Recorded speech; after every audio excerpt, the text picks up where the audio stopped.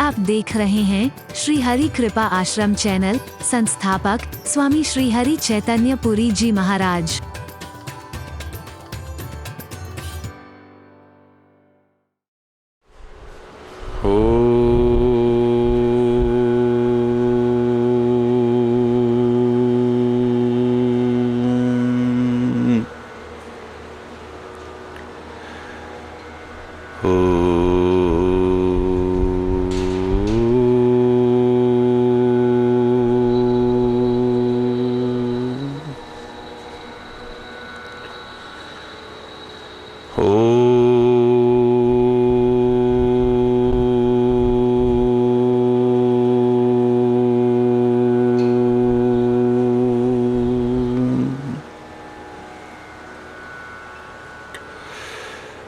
सर्वे भवन्तु सुखिनः, सर्वे सन्तु निरामयः, सर्वे भद्राणि पश्यन्तु, मा कश्चित् दुःखभाग् भवेत्। ॐ शान्ति शान्ति शान्तिः।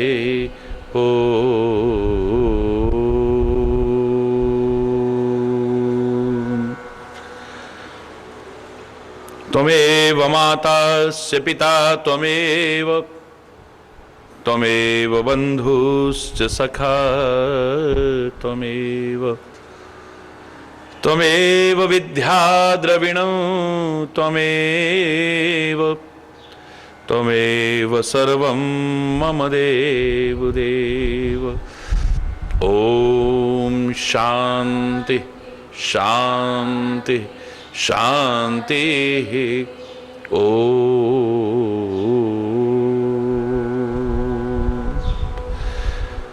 ध्यानमूलं गुरुर्मूर्ति, पूजामूलं गुरुपदं, मंत्रमूलं गुरुर्वाक्यं, मोक्षमूलं गुरुकृपा। ॐ शान्ति शान्ति शान्तिः।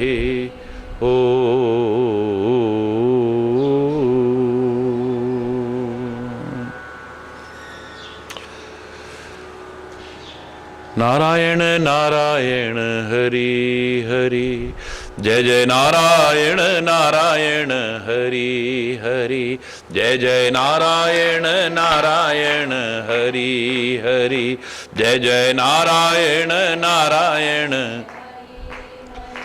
तेरी लीला तेरी महिमा हरि है न्यारी न्यारी, बड़ी प्यारी प्यारी हरि हरि, जय जय नारायण नारायण हरि हरि, जय जय नारायण नारायण।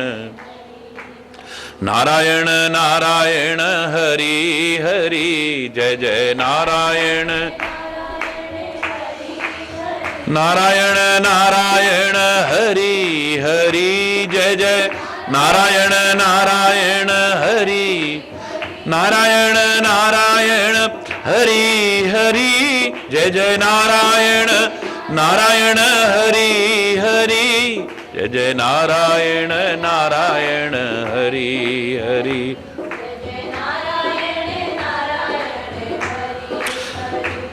हम आए शरण तिहारी हरि, हम आए, हम आए शरण तिहारी हरि, हम आए। अब राखो लाज हमारी हरि, अब राखो लाज, राखो लाज हमारी हरि, अब राखो लाज हमारी हरि, जय जय हरि हरि, जय जय जय जय हरि हरि, जय जय नारायण नारायण हरि हरि जय जय नारायण नारायण नारायण हरि हरि जय जय नारायण भक्तों के प्राण आधारे हरि भक्तों के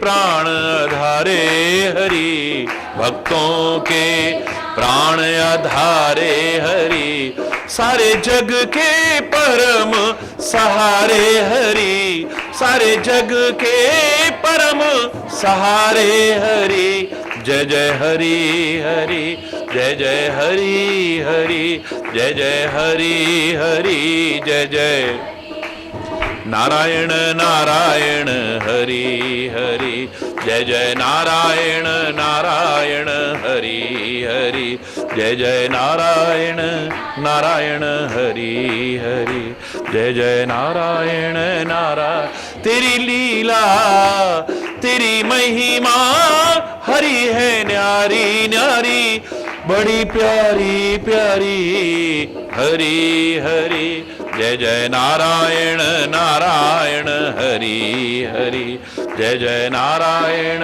नारायण हरि हरि जय जय नारायण नारायण हरि हरि जय जय नारायण नारायण हरि हरि जय जय नारायण नारायण हरि हरि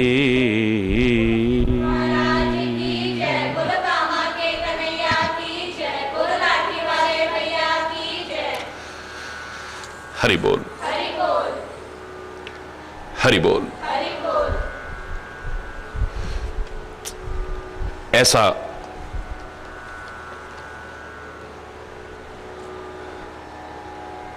दिव्य परिवार, अलौकिक परिवार मनु और शत्रुपा का पुत्र प्रियव्रत, जिनके वंश में आगे भगवान ऋषभदेव अवतार लेते हैं, पुत्र उत्तानपाद, जिनके पुत्र भक्त ध्रुव होते हैं,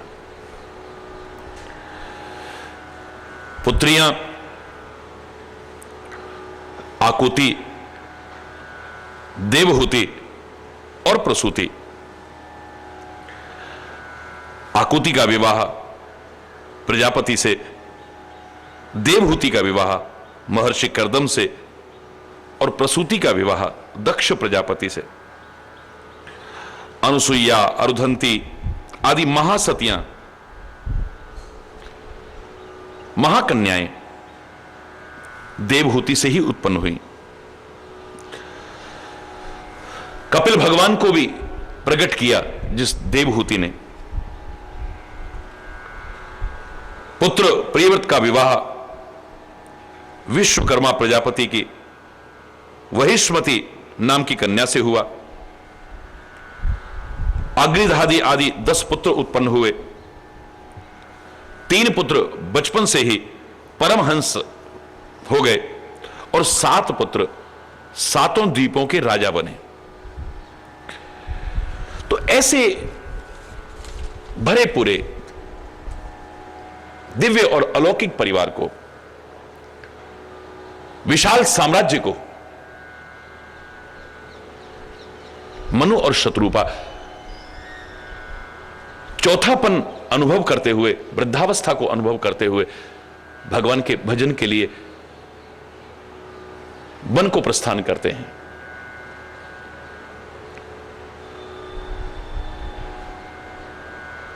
तीर्थ की मर्यादाओं का पालन करते हुए, ऋषि महर्षियों से वेद पुराणों की कथाएं सुनते हुए और 12 अक्षर मंत्र का जप करते हुए मन लग गया है, एकाग्र हो गया है। जपते जपते भगवान के श्री चरणों में अनुराग उत्पन्न हो गया है। परमात्मा को जो नित्य प्राप्त हैं, लेकिन उनकी प्राप्ति का एहसास कराने के लिए उनके साक्षात्कार के लिए अन्यान्य साधनों की अपेक्षा प्रेम सर्वोपरि है। और गलत नहीं कहा है, मिलही न रघुपति बिनु अनुरागा, किए जोग जप तप मख जागा।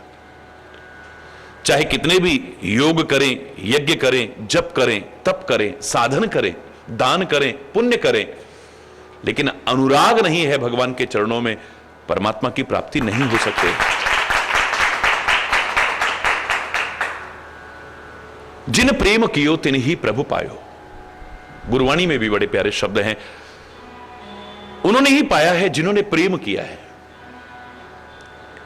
जो परमात्मा सृष्टि के कण-कण में समाया हुआ है, अग जग में सब रहित विरागी। तुलसी भी कहते हैं, प्रेम ते प्रभु प्रगटे ही जिमे आगी। वो प्रेम से ऐसे उत्पन्न होता है जैसे आग उत्पन्न होती है। चकमक में आग छुपी हुई है, पत्थर में आग छुपी हुई है, लेकिन घर्षण से प्रकट हो जाती है। लकड़ी में आग है लेकिन निराकार रूप में है, उसको घर्षण करते जाएं चिंगारी निकल आती है, अग्नि प्रकट हो जाती है। ऐसे प्रेम रूपी घर्षण से परमात्मा का प्राकट्य हो जाता है। प्रभु व्यापक सर्वत्र समाना, पर प्रेम ते प्रकट होई मैं जाना। भगवान शिव ने भी यही कहा था कि परमात्मा सर्वत्र व्याप्त है, समान रूप से व्याप्त है। ऐसी कौन सी जगह है जहां परमात्मा ना हो? लेकिन अगर आप उनका साक्षात्कार करना चाहें, उन्हें प्रकट करना चाहें, तो प्रेम ही एकमात्र उपाय है, दूसरा कोई उपाय नहीं है। और प्रेम पूर्वक, दृढ़ विश्वास पूर्वक नाम जपना, यही तो भक्ति है। नवदा भक्ति में भगवान श्री राम ने शबरी को जो विभिन्न भक्ति बताई है, मेरे शायद तो बहुत सारा क्रम मनु और शत्रुपा के जीवन में साक्षात नजर आ रहा है। दृढ़ विश्वास और प्रेम पूर्वक मंत्र जप करना। मंत्र जाप मम दृढ़ विश्वासा, पंचम भजन सुवेद प्रकाशा। वेदों में प्रकाशित मेरा 5वां भजन है ये। श्री राम ने स्वयं कहा है, हे शबरी, मेरी 5वीं भक्ति है पूर्ण विश्वास का, दृढ़ विश्वास के साथ प्रेम पूर्वक जब मेरे मंत्र का जप करता है, मुझे प्रकट कर देता है। प्रथम भगति संतन कर संगा। ऋषि मुनियों का संग भी कर रहे हैं ये, और मात्र संग, अधूरा संग नहीं कर रहे हैं, अपने जीवन के आचरण में उतार रहे हैं। दूसरी रति मम कथा प्रसंगा, कथा प्रसंगों में रति हो, वो भी सामने नजर आ रही है। गुरुपद पंकज सेवा। तीसरी भक्ति अमान, गुरु चरण कमलों की निरभिमान होकर के सेवा करना। चौथी भगति मम गुणगर करही कपट तजगाना, मेरे गुणानुवाद कपट छोड़ करके करे। मंत्र जाप मम दृढ़ विश्वासा, पंचम भजन सुवेद प्रकाशा, ये भी सामने नजर आता है। छठ दम शील विरति बहुकर्मा, निरति निरंतर सज्जन धर्मा, ये भी नजर आ रहा है।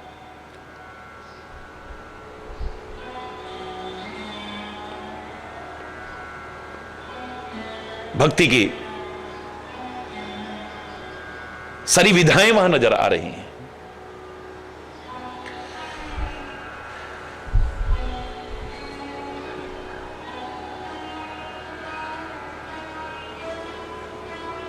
कंदमूल फल का आहार करते हुए बहुत समय बीत गया है।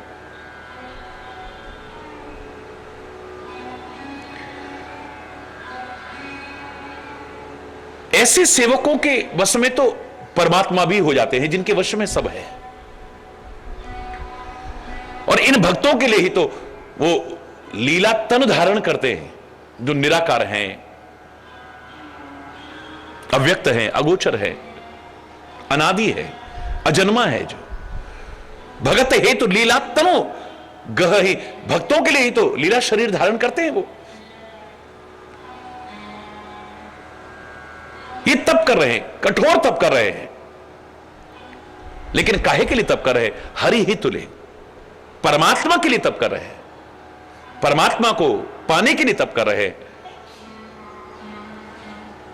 अगर वो परमात्मा प्रेम के अधीन है, भावनाओं के अधीन है, अगर ये वचन सत्य है, वेदों में कहा हुआ तो हमार पूजी अभिलाषा, हमारी अभिलाषा अवश्य पूर्ण होगी, क्योंकि हम इन नेत्रों से परमात्मा को देखना चाहते हैं। बस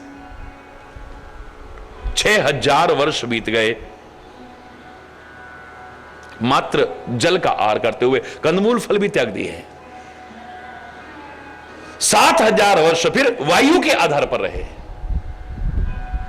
और 10,000 वर्ष वो भी परित्याग कर दिया है।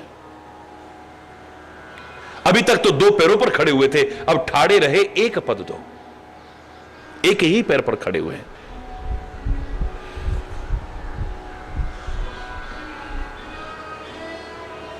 उस समय तप का क्या स्वरूप होता था, आज तप का क्या स्वरूप प्रासंगिक है, इसकी चर्चा मैं अन्यत्र कर चुका हूं। लेकिन इतना कठोर तप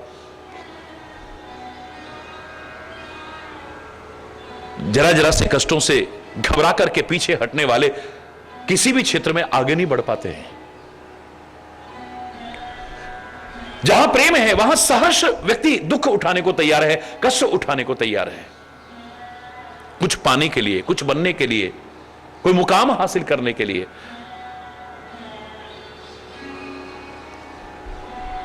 एक जगह पर मैंने आपसे गलत नहीं कहा था कि किसी को अगर कष्ट उठाते देखो तो माना कि कर्मों के फल स्वरूप कष्ट उठाने पड़ते हैं, लेकिन उसे देख करके एकदम से निष्कर्ष मत निकालना कि अवश्य इसने को बुरे कर्म किए होंगे जिसका परिणाम ये कष्ट उठा रहा है, दुख उठा रहा है। ये अल्पज्ञता का परिचय होगा, अज्ञानता का परिचय होगा। किसी को कष्ट उठाते देख करके एकदम से मन में यह धारणा बना लेना इस व्यक्ति ने अवश्य ही कोई बुरे कर्म किए होंगे जिसका फल ये कष्ट के रूप में भोग रहा है, दुखों के रूप में भोग रहा है, रोग शोक भय इत्यादि के रूप में भोग रहा है, ये निर्णय अधूरा होगा। मैंने कष्ट उठाने वालों को जब गहराई से देखा है तो मुझे 3 तरह के लोग नजर आए थे। एक अपने बुरे कर्मों के कारण कष्ट उठाते हैं, चाहे वो जानबूझ करके उन्होंने किए हों, चाहे अनजाने में उनसे हो गए हों, चाहे अब के हों या पूर्व के, उनका फल भोग रहे हैं। एक मैंने ऐसे भी लोग देखे हैं जिनके अपने कर्म खराब नहीं है, जिनके बदले में कष्ट उठा रहे हो, लेकिन दूसरों को सुख मिल जाए इसके बदले में कष्ट भी उठाने को तैयार है। औरों को सुख मिल जाए इसके लिए कष्ट उठाने को तैयार है। जिस श्रेणी में संत आते हैं, महापुरुष आते हैं, वो दिव्य पुरुष आते हैं, परमात्मा आते हैं, राष्ट्रभक्त आते हैं, आपको आजादी की सांस मिल जाए, चैन मिल जाए, गुलामी की जंजीरों से मुक्त हो जाए भारत और भारतवासी, इसके लिए कितने कष्ट उठाए उन्होंने। कोई बुरे कर्म नहीं किए थे। एक व्यक्ति अपने बुरे कर्मों से कष्ट उठाता है, एक व्यक्ति के जीवन को आप गहराई से विश्लेषण करके देखिए, लगेगा औरों को सुख पहुंचाने के लिए रात दिन कष्ट उठा रहा है। और एक मैंने ऐसा भी देखा है, कुछ बनने के लिए, कुछ पाने के लिए, कोई मुकाम हासिल करने के लिए, अपने व्यक्तित्व को निखारने के लिए कष्ट उठाता है। बड़े बड़े महापुरुषों के, अवतारों के जीवन को जब हम देखने की कोशिश करते हैं, कई बार भ्रमित हो जाते हैं, ऐसे ऐसे कष्ट उठाए उन्होंने। बुरे कर्मों का फल मिलता है दुख, कष्ट, तो क्या इन्होंने कोई ऐसे बुरे कर्म किए थे?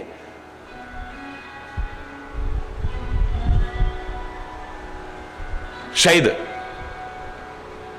यह सुनने के बाद में यह भ्रम उत्पन्न नहीं हो सकता है।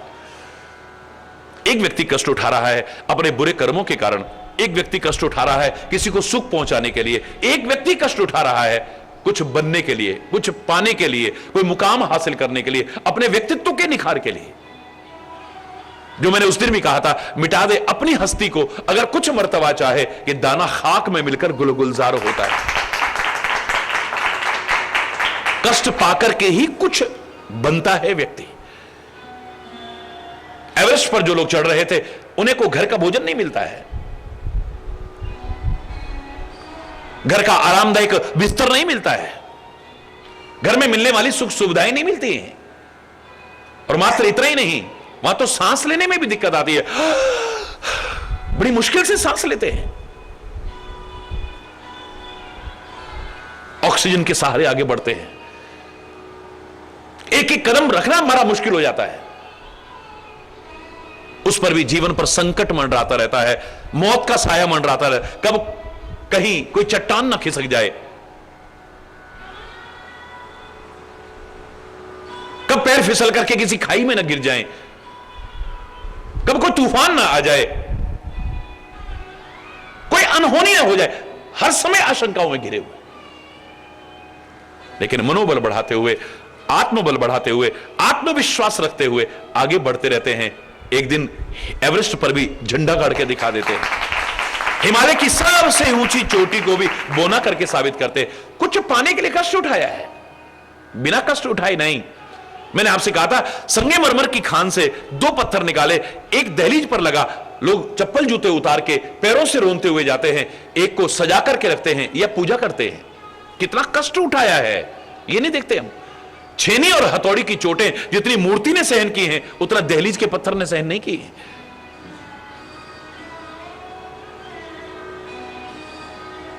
बड़े बड़े महापुरुषों के जीवन को उठा के देखो, उन्होंने जो कष्ट उठाए हैं, शायद एक अंश भी अगर हमारे पर आ जाए, हमारी दशा खराब हो जाएगी। आज पूरा समाज उन्हें सम्मान की दृष्टि से देखता है, काहे के लिए? अपने कर्मों के कारण नहीं, अपने लिए नहीं, औरों के लिए रात दिन कष्ट उठाए उन्होंने। वो देख नहीं पाते थे लोगों को कष्टों में, लोगों को दुखों में नहीं देख पाते थे। प्रहलाद जैसे भक्त तो परमात्मा से कहते हैं, ये कहने पर कि मांग लो, क्या मांगना चाहते हो? बोले, न तो हम कामये राज्यम न स्वर्गम न पुनर्भवम कामये दुख तप्ता नाम प्राणी नाम आरती नाशनम।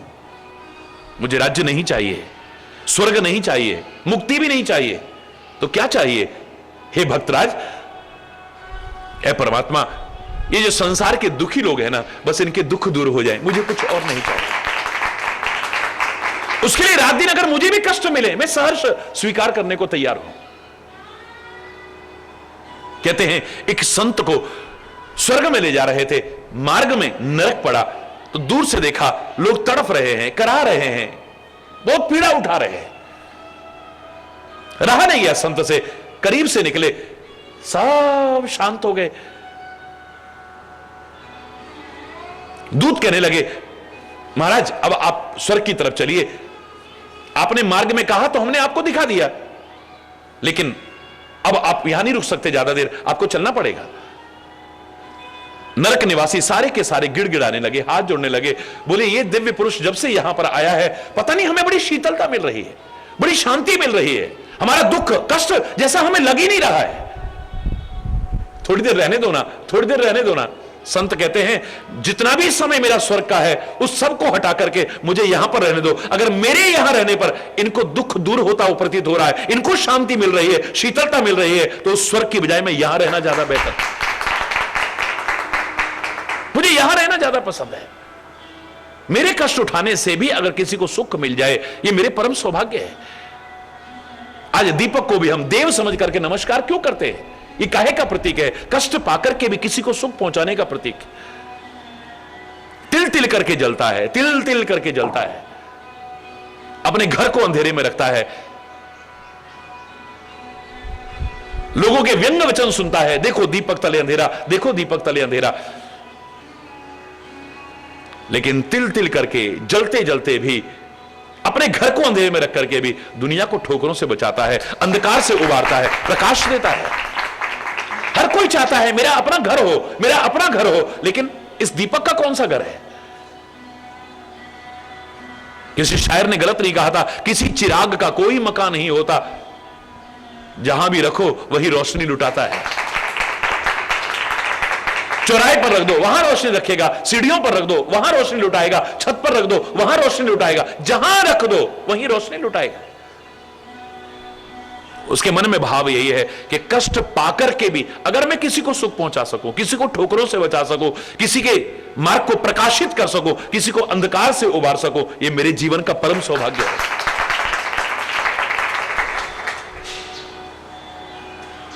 हरि बोल, जोर से बोलो ना। कुछ पाने के लिए कष्ट उठा रहे हैं।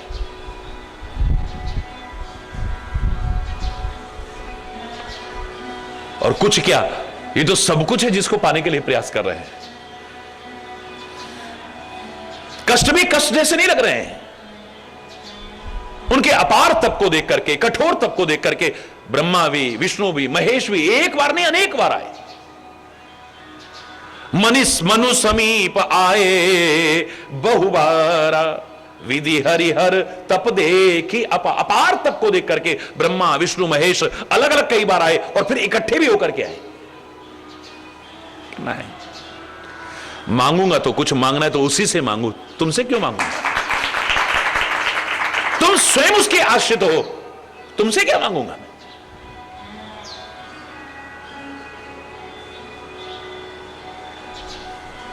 लालच जो नहीं करते हैं, किसी प्रकार का भी लालच नहीं करते, उन्हीं को मनवांछित मिलता है फिर। और जो लालच में आ जाते हैं वो अपने मार्ग से भटक जाते हैं। मांगोवर बहुभांति लुभाए, बहुत तरह से लालच दिया, हम तुमको ये देते हैं, हम तुमको ये देते हैं, हम तुमको ये देते हैं। ब्रह्मा जी अलग कह रहे हैं, विष्णु भगवान ये कह रहे हैं, शंकर भगवान ये कह रहे हैं। बोले नहीं, मांगोवर बहुभांति लुभाए, बहुत सारे लालच दिए, परम धीर नहीं चल ही चलाए।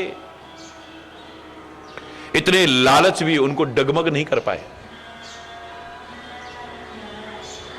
आज आदमी की क्या दशा है, शायद वहां से कुछ मिल जाए, शायद वहां से कुछ मिल जाए, शायद वहां से कुछ मिल जाए, शायद वहां से कुछ मिल जाए, है? उस चक्कर में सब कुछ को खो बैठता है। हरि बोल रहा है, नहीं चाहिए कुछ भी। परम धीर नहीं चले, परम धैर्यवान है, चलायमान नहीं हो रहे। यहां तो दृढ़ता बिल्कुल अंगद के पांव की तरह होनी चाहिए। लाख लोग हिला लें, टस से मस ना हो, डगमग ना हो जरा भी। विश्वास भी ऐसा हो, श्रद्धा भी ऐसी हो, आस्था भी ऐसी हो, धारणा भी ऐसी हो, अपने मार्ग पर चलने की दृढ़ता भी ऐसी हो। अस्थि मात्र हो रहे हो शरीरा, हड्डियां हड्डियां रह गई, क्योंकि अन्न तो ग्रहण किया ही नहीं है। जल लेते थे, अब वो भी ग्रहण नहीं किया है। वायु का सेवन करते थे, अब वो भी नहीं किया है। और शरीर पर ये मांस इत्यादि तो अन्न इत्यादि का ही प्रभाव हो सकता है, कंदमूल फल इत्यादि का ही प्रभाव हो सकता है। जब कुछ भी ग्रहण नहीं कर रहे हैं, सब कदम हड्डियां अस्थि मात्र हो गए हैं, एक ढांचा मात्र रह गया है, स्केलेटन। लेकिन फिर भी तदपि मनाग मन ही नहीं पी रहा, फिर भी मन में किसी प्रकार की पीड़ा का अनुभव नहीं कर रहे हैं। ये शब्द क्या बता रहे हैं? दुख और सुख को अनुभव करने वाला है मन। जब ये मन कहीं लग जाता है तो दुख और सुख अनुभव नहीं कौन करेगा? ये दुख और सुख अनुभूति के विषय हैं। कितना भी सुख हो, मेरा मन अगर अनुभव नहीं कर रहा है, मैं अपने आप रोता रहूंगा, मैं सुखी नहीं हो सकता हूं। और कितने भी कष्ट हैं, पर मेरा मन कहता है नहीं, कोई बात नहीं, निकल जाएगा, ये भी निकल जाएगा, फिर ठीक हो जाऊंगा, फिर ऐसा हो जाएगा, कोई दिक्कत नहीं। उसको कष्ट अनुभूति नहीं होती। जब मन कहीं पर लगा हुआ है, इसी मन ने अनुभव करना है दुख और सुख। चाहे कितना भी सुख हो, कितना भी दुख हो, उसको प्रभावित नहीं कर सकता है जिसका मन कहीं पर लगा हुआ है। अगर मन कहीं नहीं लगा हुआ है तो मन अपने रोग में जाएगा, अपने शोक में जाएगा, अपनी चिंता में जाएगा, अपने भय में जाएगा, अपने परिवार में जाएगा, अपने कष्ट में जाएगा, अनुभव करेगा।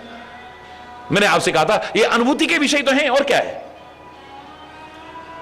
एयर कंडीशन महल में रहने वाला भी कितनी बार करता होगा, आहा कितना मजा आ रहा है, सवाल ही नहीं। गर्मी का समय हो, सारे साधन बेकार हो जाएं और एसी बंद हो जाए, फिर द्वारा जब चले, हो सकता है उसके मन में ऐसा आ जाए, अब आया। आम के बगीचे में रहता हो रात दिन, उसके मुंह से कभी नहीं निकलेगा कितना आनंद आ रहा है। लेकिन तेज धूप में चल के कोई आ रहा हो, भयानक धूप में चल के आ रहा हो, लू में चल करके आ रहा हो, ऐसे में एयर कंडीशन बंगला तो क्या, आम का बगीचा तो क्या, आम का एक छोटा सा पेड़ भी, और आम का क्या, कोई सा भी कोई पेड़ मिल जाए, उसके नीचे थोड़ी सी छाया मिले, हाँ,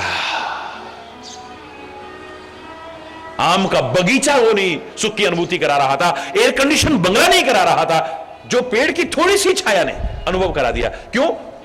क्योंकि पेड़ की थोड़ी सी छाया में क्या सुख है, ये तेज धूप में चल करके आने पर ही अनुभूति होती है, और जब तक अनुभूति नहीं होगी, जब अनुभूति नहीं होगी हमको, कितने भी सुखों में रह करके, कितने भी साधनों में मुंह लटका के रहेंगे, फिर मियां रोते क्यों, सूरत ही ऐसी है, हरि बोलना। हमें क्या सुख मिला है, हमें क्या आनंद मिला है, हमारे मन ने अनुभव नहीं किया इसे। हमारा मन फिर भी गंदगी में भागता है, विषयों में भागता है, विलासिताओं में भागता है, भोगों में भागता है, संसार की तरफ भागता है। काश संसार के मालिक की ओर भागा होता। अरे इसलिए सब कुछ मिलने के बाद भी, सब कुछ मिलने के बाद भी हमें अतृप्ति का अनुभव होता है, अशांति का अनुभव, पूर्णता की ऐसा अनुभूति नहीं होती है, क्योंकि मन हमने किसी को दिया ही नहीं है अभी तक। ये मन तो अभी और चीजों को ही अनुभव कर रहा है। थोड़ा मन के अनुकूल हो गया, हमारे भाव भाव कुछ और होते हैं, जरा सा मन के प्रतिकूल हो गया, हमारे हाव भाव भी बदल जाते हैं। जरा देर में हम चहकने लगते हैं, जरा देर में मुरझा जाते हैं, हमें राग होने लगता है, हमें द्वेष होने लगता है, हमारे अंदर प्यार आने लगता है, कभी कभी क्रोध आने लगता है। ये काहे का परिणाम है? क्योंकि मन हमने दिया ही नहीं है अभी तक। इन्होंने मन लगा दिया है भगवान के चरणों में। अब दुख का अनुभव कौन करे? क्योंकि दुख का अनुभव तो करना था मन ने। तदपि मनाग मन ही नहीं पीरा, अस्थि मात्र हो रहे हो, बिल्कुल हड्डी मात्र रह गया, ढांचा मात्र रह गया है, लेकिन कोई कष्ट की अनुभूति नहीं है। परमात्मा के नाम में उसी तरह से मगन है।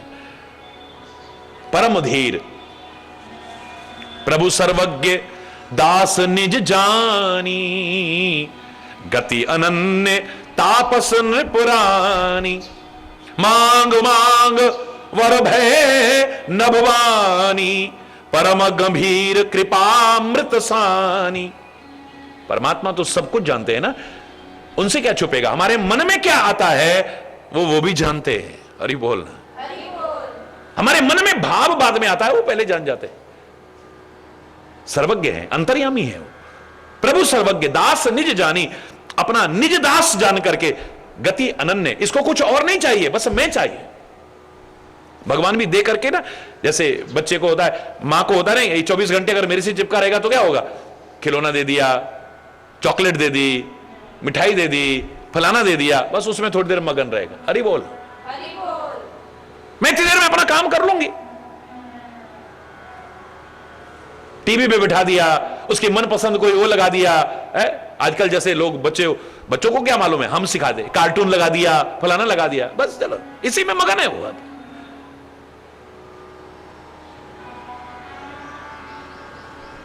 वो देखते हैं कि इसकी रुचि काहे में है, क्या और किसी चीज में भी ये मस्त हो सकता है? ऐसे लोग फिर परमात्मा को पाने के अधिकारी नहीं रहते हैं।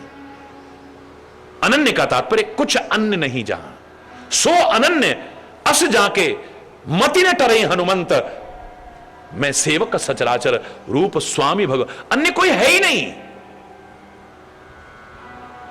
दूसरा जहां कोई नजर ना आए, बस एक ही हर जगह नजर आए, ये अनन्यता की गति है।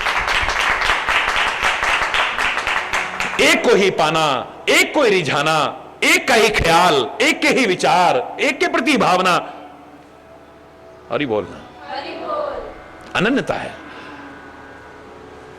ये कुछ और पाकर के देख लिया। ब्रह्मा जी ने आके बहुत लालच दे दिए, विष्णु भगवान ने आके लालच दे दिए, शंकर जी ने आके लालच दिए, ये हम देते हैं, ये देते हैं। बोले नहीं, मुझे कुछ चाहिए ही नहीं, कुछ नहीं चाहिए उसके अलावा। वो भी आके कहे ना, बोलो क्या दे दूं? बोले कुछ नहीं, बस तू मिल जा, कुछ और नहीं चाहिए। तू मिल गया तो सब कुछ मिल गया, और तू ना मिला, सब कुछ भी मिला तो बेकार है। कुछ दिन अच्छा लगेगा, हमारे पास ये है, हमारे पास ये है, हमारे पास ये हो गया, महाराज जी आपकी कृपा हुई, देखो हमारा मकान बन गया, हमारा बंगला बन गया, हमारी गाड़ियां आ गई, हमारा बैंक बैलेंस हो गया, हमारे काम सब अच्छे चल गए। कहीं तो भगवान को तो नहीं भूल गया? हरि बोल। ये पाया हुआ भी एक दिन चला जाएगा, और जो तू पा सकता था उससे भी वंचित रह जाएगा। राम विमुख संपत्ति प्रभुताई, जाए रही पाई बिन पर। मिल गया, बड़ी अच्छी बात। जो कृपा को अनुभव करता है, महाराज जी की कृपा को अनुभव करता है, गुरु की कृपा को अनुभव करता है, परमात्मा की कृपा को अनुभव करता है, वो तो हर हाल में कृपा का अनुभव करता है। रोग भी आ गए ना, बोले इसी बहाने कम से कम जबरदस्ती तपस्या करवा रहे हैं मेरे से। हरि बोल, मेरे धैर्य की परीक्षा हो रही है।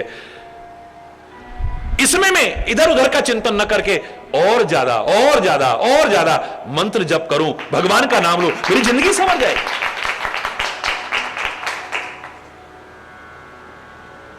मैं अपने मनोबल को ना तोड़ने दूं, अपने आत्मबल को ना तोड़ूं, आत्मविश्वास को ना खोऊं, और गुरु और परमात्मा के प्रति अपने विश्वास को भी खत्म ना करूं।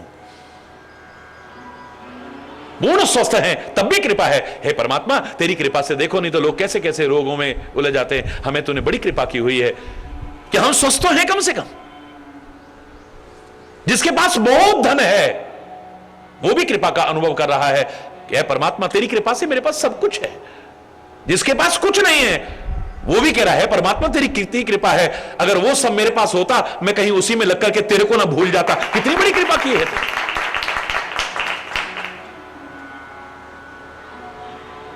जिसका परिवार अनुकूल है वो कहता है भगवान, कितनी कृपा है तेरी, सारे मिलकर के हम भगवान का नाम लेते हैं, तेरी बड़ी कृपा है हमारे ऊपर। सारा परिवार कितना अच्छे संस्कारों वाला है हमारा। जिसका परिवार विषमताओं से भरा हुआ है वो कहता है ए परमात्मा, कितनी बड़ी तेरी कृपा है। अगर तूने एक जैसे ऐसे रख दिए होते, ऐसा ना होता, हम कहीं इन्हीं में मगन होकर रह जाते। मेरी पत्नी बहुत सुंदर है, एक संत ने कहा था ना, अगर इसका स्वभाव भी सुंदर होता मैं इसी में मगन हो जाता। भगवान के नाम में मस्ती कहां आती मेरे है? अगर ये इतने अच्छे मिलते, हो सकता है मैं इन्हीं में मोह ममता में ऐसा मगन हो जाता, तेरी याद ही भूल जाता। ए परमात्मा, वो मेरे लिए सबसे बड़ा दुख था। ये इतना बड़ा दुख नहीं है, तू दूर हो जाता, तेरा सुमिरन दूर हो जाता, उससे बड़ा भयानक दुख मेरे लिए कोई और नहीं हो सकता था। अनुकूलता है तो तेरी कितनी बड़ी कृपा है, हम सारे मिलकर के एक विचार के आगे बढ़ रहे हैं। अगर नहीं है अनुकूलता, तेरी कितनी बड़ी कृपा है, कहीं इन्हीं में मगन होकर के, इन्हीं में फंस करके कहीं तेरे से दूर ना हो जाता। जब जब ये मेरे साथ ऐसा व्यवहार करते हैं ना, जब जब ऐसा प्रतिकूल व्यवहार करते हैं, जब गलत, बार बार तेरी याद आती है। बस जिसमें तेरी याद है प्रभु, शूल भी मुझको फूल। जब ये दिल दुखाते हैं, तीरों के समान चुभने वाले वचन सुनाते हैं, मेरे को पीड़ित करते हैं, तब तेरी तो याद आती है, तब कोई अपना नजर नहीं आता है। ये तेरी कितनी बड़ी कृपा है, अपनी तरफ मन लगाए रखने के लिए तूने ऐसा परिवार दिया है मेरे को, है? जिसने कृपा का अनुभव करना है उसने हर हाल में कृपा का अनुभव करना है, और जिसने नहीं करना है वो सब कुछ भी पाकर के कभी कृपा को अनुभव नहीं करा। कितनी बड़ी कृपा है।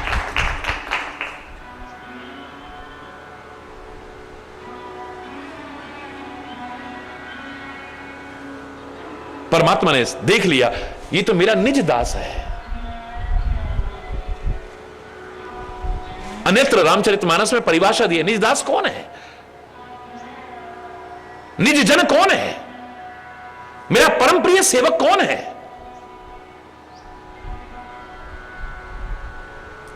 सब ते प्रिय मोहि निज दासा, जेहि गति छोड़ी न दूसरी आशा।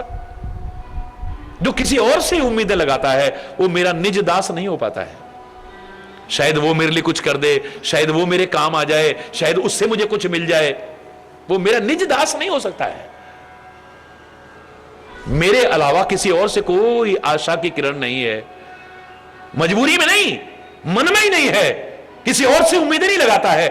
आशा एक राम जी से, दूजी आशा छोड़ दे, जिसने जीवन में अपना लिया है वो मेरा निज दास बन सकता है, निज जन बन सकता है, कोई और नहीं, कोई और नहीं, बस और नहीं। एक तू है ना, एक भरोसो, एक बल, एक आस विश्वास, एक ही आशा है, एक ही विश्वास है, एक ही भरोसा है, सब कुछ बस एक ही है, दूसरा नहीं है। अनन्य का तात्पर्य एक के अलावा कोई अन्य ना हो जाए। पूर्ण मेरा निज दास है। परमात्मा ने देखा ये मेरा निज जन है, इसकी गति अनन्य है।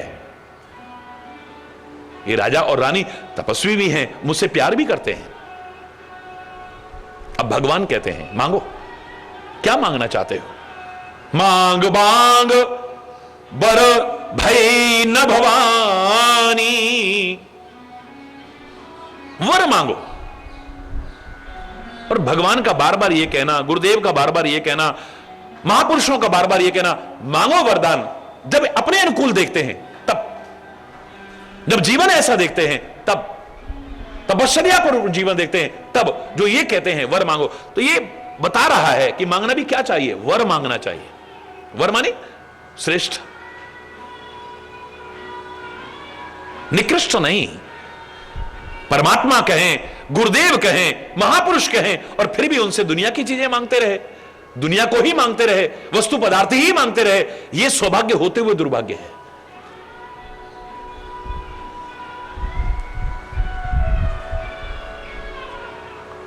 श्रेष्ठ मांगो,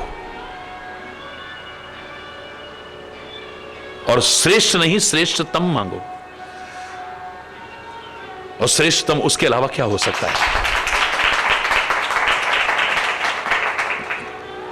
भक्त के दिल से तो आवाज एक ही आनी चाहिए कि हरि पूछो मुझसे मैं क्या चाहता हूं, मैं तुमसे तुम्हें मांगना चाहता हूं। हरि पूछो मुझसे मैं क्या चाहता हूं, मैं तुमसे तुम्हें मांगना चाहता हूं। हरि पूछो मुझसे। मुझे जे पहनना पीना खाना दिया है, मुझे पहनना पीना खाना दिया है, बहुत घूमने को जमाना दिया है, बहुत घूमने को जमाना दिया है, बहलने को हर एक बहाना दिया है, बहलने को हर एक बहाना दिया है। अब तुमसे ही बहलना चाहता हूं, मैं तुमसे तुम्हें मांगना चाहता हूं। हरि पूछो मुझसे मैं क्या चाहता हूं, मैं तुमसे तुम्हें मांगना चाहता हूं। हरि पूछो मुझ। हर एक शय में तेरा चमत्कार देखा, हर एक शय में तेरा चमत्कार देखा, कई जन्म ले लेके कई बार देखा, कई जन्म ले ले कई बार देखा, बनाया हुआ तेरा संसार देखा, बनाया हुआ तेरा संसार देखा। अब तुमको ही देखना चाहता हूं, अब तुमको ही देखना चाहता हूं, मैं तुमसे तुम्हें मांगना चाहता हूं। हरि पूछो मुझसे मैं क्या, मैं तुमसे तुम्हें मांगना चाहता हूं। हरि पूछो। गुनाहियों को होता है जो दीदार तेरा, गुनाहियों को होता है जो दीदार तेरा, फिर तो यकीनन ही नंबर है मेरा, फिर तो यकीनन ही नंबर है मेरा। हर गुनाह की अब क्षमा चाहता हूँ, हर गुनाह की अब क्षमा चाहता हूँ। हरि पूछो मुझसे मैं क्या चाहता हूँ, मैं तुमसे तुम्हें मांगना चाहता हूँ। हरि पूछो मुझसे मैं क्या चाहता हूँ, मैं तुमसे तुम्हें मांगना चाहता हूँ। हरि पूछो मुझसे, हरि पूछो मुझसे।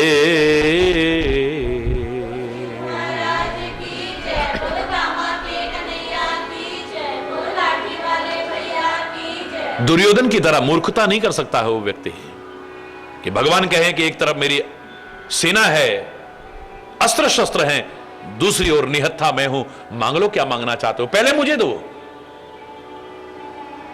दुर्योधन कह सकता है युद्ध में आवश्यकता है सेना की, युद्ध अस्त्र शस्त्र से और सेनाओं से लड़े जाते हैं, निहत्था तेरा क्या करूंगा मैं। ये तो पांडव जैसे हो सकते हैं जो कहें ए परमात्मा दे दे सेना, इसको अस्त्र शस्त्र सब दे दे, बस तू हमारे साथ रहे, हमें कुछ और नहीं चाहिए। मन में जहां कोई लालच आता है फिर परमात्मा नहीं मिलते हैं।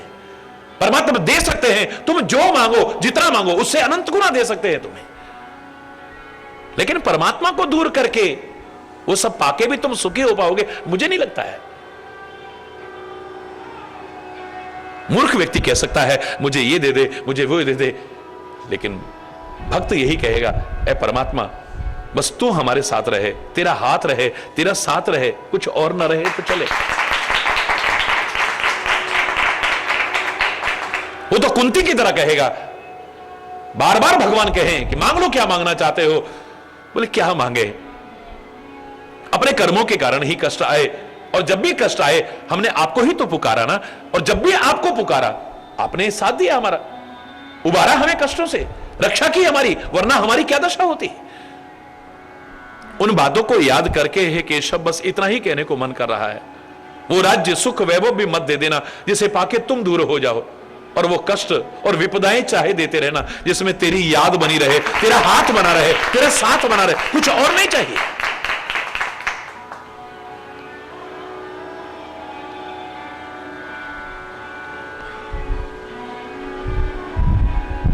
एक ही परिवार में है, भगवान सामने आए हैं तो रावण कह रहा है मैं मरूं नहीं, ये कोई वर नहीं है। भगवान के मना करने पर कि प्रकृति का नियम है, जिसका जन्म हुआ है मृत्यु अवश्य संभावी है, तो ठीक है, फिर बंदर और मनुष्य के अलावा किसी के हाथ से ना मरूं मैं। भगवान को मनुष्य बनना पड़ा, देवताओं को वानर बनना पड़ा, फर्क इतना है, लेकिन एक दिन तो मरे। क्या मिला, भगवान सामने आए, वरदान दिया, लेकिन हाथ में क्या आया, लास्ट में तो खाली रहे ना। क्या मांगा, हमें मांगना भी नहीं आता है। कुंभकर्ण सामने आया, भगवान कहते मांग लो क्या मांगना चाहते हो, 6 महीने सोऊं, 1 दिन जागूं, फिर 6 महीने सोऊं, फिर 1 दिन, ये को मांग रहा है, भगवान से मांगना।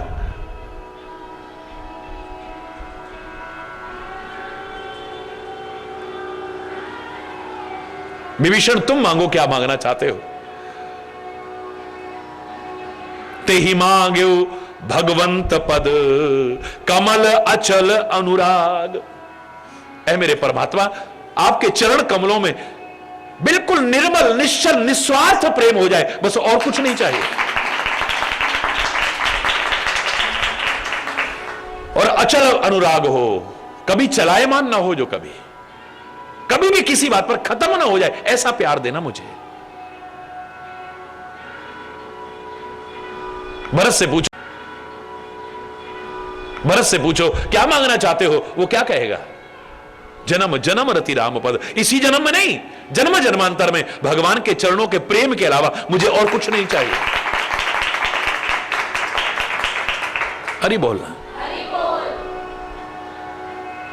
भगवान कहते हैं मांगो पुत्र, क्या मांगना, मांगो क्या मांगना चाहते हो। क्या मांगा भस्मासुर ने, जिसके सिर पर हाथ रखो जल के खाक हो जाए। भगवान कहते हैं पुत्र वरदान मांगो। क्या मांगा हिरण्यकश्यप ने? मैं न मरूं। बोले ये नहीं हो सकता है। तो ठीक है, फिर अपनी तरफ से बड़ी चालाकियां करी हैं। दिन में ना मरूं, रात में ना मरूं, ऊपर ना मरूं, नीचे ना मरूं, अंदर ना मरूं, बाहर ना मरूं, प्रकाश में ना मरूं, अंधकार में ना मरूं, मनुष्य से ना मरूं, पशु से ना मरूं, अस्त्र से ना मरूं, शस्त्र से ना मरूं। हो सकता है भगवान को नरसिंह रूप धारण करना पड़े, अस्त्र शस्त्र से, नाखूनों से उसके हृदय को विदीर्ण किया हो। फर्क इतना हो सकता है, बाकी सब कुछ मांग करके भी कुछ नहीं मांगा। समझदार कहता बस तू मिल जाए, कुछ और नहीं चाहिए। सब कुछ पाकर के भी अगर तू दूर हो गया तो सब पाकर के भी हमने कुछ नहीं पाया है। और तेरा हाथ है, तेरा साथ है, कुछ ना हुआ तो सब कुछ है हमारे पास। मांग मांग मांगो, लेकिन क्या मांगो? वर भई न भवानी, आकाशवाणी होती है, वर मांगो। वर माने श्रेष्ठ, परम गंभीर वाणी, कृपा रूपी अमृत से सनी हुई वाणी, मुर्दे को भी जिंदा करने वाली वाणी जब कान के अंदर गई और कान से होकर के हृदय तक आई है, रष्ट पुष्ट तन भय सुहाए। जो अस्थि मात्र शरीर रह गया था, अपने आप ही एकदम से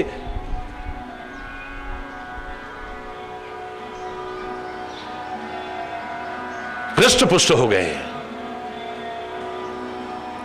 मृतक जियावनी गिरा सुहाई, श्रवण रंद्र होए उर जब आई।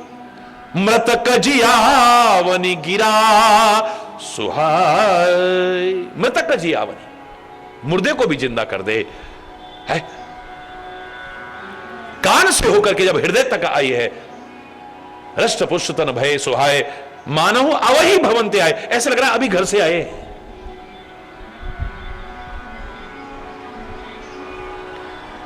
यही तो अलौकिकता है। अब मेडिकल साइंस से कहां मानेगा? मुझे कई बार ऐसा लगता है मेडिकल साइंस का अपना महत्व है। मैं लोगों से कहता हूं उसका अपना महत्व है, उसे नकारा नहीं है। मैं आधी अधूरी बात नहीं कर सकता हूं, उसे नकार नहीं रहा हूं।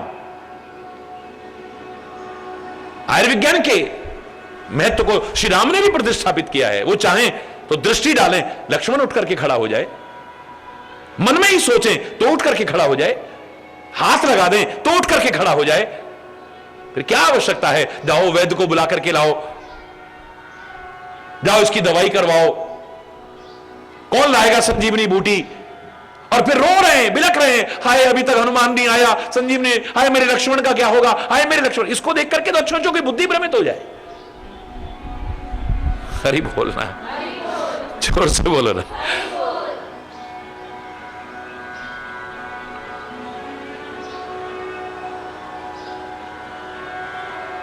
तेरी हर बात में एक नई बात है, जो समझ में ना आए तू वही बात है। तेरी क्या बात है? हरि बोल। तो ऐसा नहीं कि सामान्यतः संसार में इसके महत्व को नकारा नहीं है,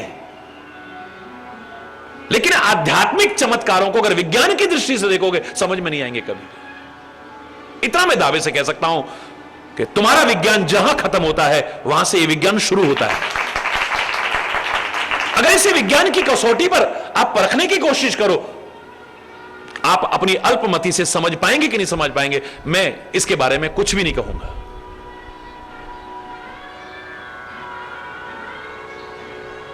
ऐसे लग रहा है कि अभी घर से लौट के आए, घर से चल के आए, अभी जैसे शरीर पहले थे बिल्कुल वैसे के वैसे हो गए। श्रवण सुधा सम वचन सुनी, ये तो खाली वचन सुन करके, आकाशवाणी सुन करके हुआ है। उसकी दृष्टि पड़ जाए तो पता नहीं क्या, उसका हाथ लग जाए कृपा का, फिर पता नहीं क्या हो। हरि बोल, हरि बोल। श्रवण सुधा सम वचन सुनी, पुलक प्रफुल्लित गात, बोले मनु करि दंडवत, प्रेम न हृदय समात। अमृत के समान वचनों को सुनकर के पुलकित हो रहे हैं, प्रफुल्लित हो रहे हैं। प्रेम हृदय में समा नहीं रहा है, उमड़ करके बाहर आ रहा है। दंडवत प्रणाम करके प्रार्थना करते हैं। सुन सेवक सुरतर सुरधेनु, सुनु सेवक सुरतर सुरधेनु, विधि हरिहर वंदित पदरेनु, विधि हरिहर वंदित पदरेनु। हे सेवकों के लिए कामधेनु के समान, हे सेवकों के लिए कल्प वृक्ष के समान, यानी हर मनोवांछित को देने वाले ब्रह्मा विष्णु महेश के द्वारा भी आपके चरण कमलों की रज की वंदना होती है। सेवत सुलभ, सेवा करने में आप सुलभ हैं, दुर्लभ नहीं है। आप सकल सुखदायक, हर प्रकार के सुख देने वाले हैं आप। प्रणत पाल, जो आपकी शरण में आ जाता है उसकी पालना करते हैं आप। सचराचर नायक, हे चर अचर सबके नायक, हे मेरे परमात्मा, जो अनाथ हित हम पर नहीं हो।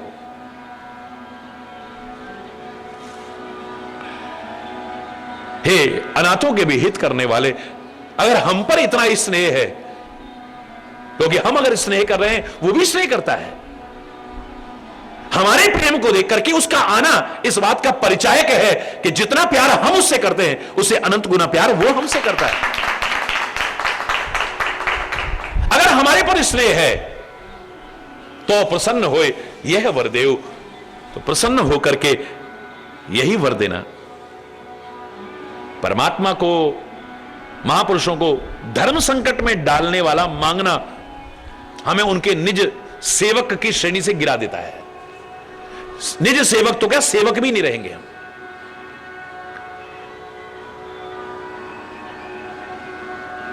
सो सेवक लख लाज लजाई, उस सेवक को देख करके तो लज्जा भी लजा जाती है,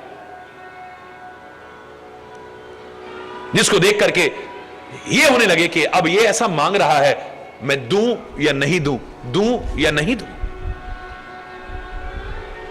भरत जी ने एक सच्चा सेवक अपने आप को सिद्ध करके दिखाया है। जब निष्कर्ष नहीं निकल रहा है चित्रकूट में, श्री राम कहते हैं भरत भैया जो कहेगा मैं कर दूंगा। हम जैसा कोई होता तो चलो ना, फिर हम तो आपको लेने ही तो आए हैं। कहता नहीं, मेरे प्रेम के कारण श्री राम चल सकते हैं, लेकिन धर्म संकट में पड़ जाएंगे। अब पिता के वचन को निभाऊं या भाई के प्रेम को निभाऊं, और अपने स्वामी को धर्म संकट में डालना, उलझन में डालना, यह सेवक का काम नहीं हो सकता है। अब मैं ये करूं कि ये करूं, एक तरफ पिता का वचन है, दूसरी तरफ भरत का प्रेम है, उसे निभाऊं या उसे निभाऊं। अपने स्वामी को धर्म संकट में डालना तो सेवा नहीं कर रहे, उनके लिए आप मुसीबत बनने की कोशिश कर रहे हैं। अरे बोल, कष्टदायक बनने की कोशिश कर रहे हैं। सेवा तो सुख पहुंचाने के लिए होती है। वो सोच में पड़ जाए, अब मैं क्या करूं। मैंने कहा है कि तुम वरदान मांगो, जो मांगते हो मांग लो। अब ये ऐसा मांग ले कुछ तो, और ही बोल, हुआ है ना। बलि के द्वार पर चौकीदार बनकर के रहे हैं भगवान, इतिहास साक्षी है। क्या क्या नहीं मांगा है लोगों ने, लेकिन उसे एक आदर्श तो नहीं कह सकते ना। भगवान कह रहे हैं मांग लो, अब तुम्हारा जो मन करे मांग सकते हो तुम, लेकिन भगवान के शब्दों में छुपा हुआ है वर मांगना, श्रेष्ठ मांगना, निकृष्ट नहीं मांगना। और सबसे श्रेष्ठ यही हो सकता है तू मिल जाए, तेरी कृपा मिल जाए, बस। सच्चा सेवक कहेगा प्रसन्न होकर के, महाराज जी वहां चलना है। अब पता है महाराज जी को कि वहां नहीं जा सकते हैं, हमारा प्यार होगा। आप हमसे अगर वो करते हो तो चलना पड़ेगा। अरे बोल, कैसे चले बताओ? इधर ये स्थिति है, इधर ये स्थिति है। अगर तुम प्यार करते तो मेरे शायद तो तुम कहते ही नहीं, एक बार भी तुम्हारे मन में भी नहीं आता। लेकिन अब महाराज जी इसमें अब क्या करूं? अरे बोल, मेरे शायद तो ऐसे को फिर द्वारा कहेंगे भी नहीं, अच्छा कहो तुम क्या कहना चाहते हो। ऐसे को कभी कहते भी नहीं, गुरु महाराज भी और भगवान भी नहीं कहेंगे। जो पूरी तरह से समर्पित है उसी से कहने की कोशिश करेंगे, मांग लो क्या मांगना चाहते हो। अरे बोल।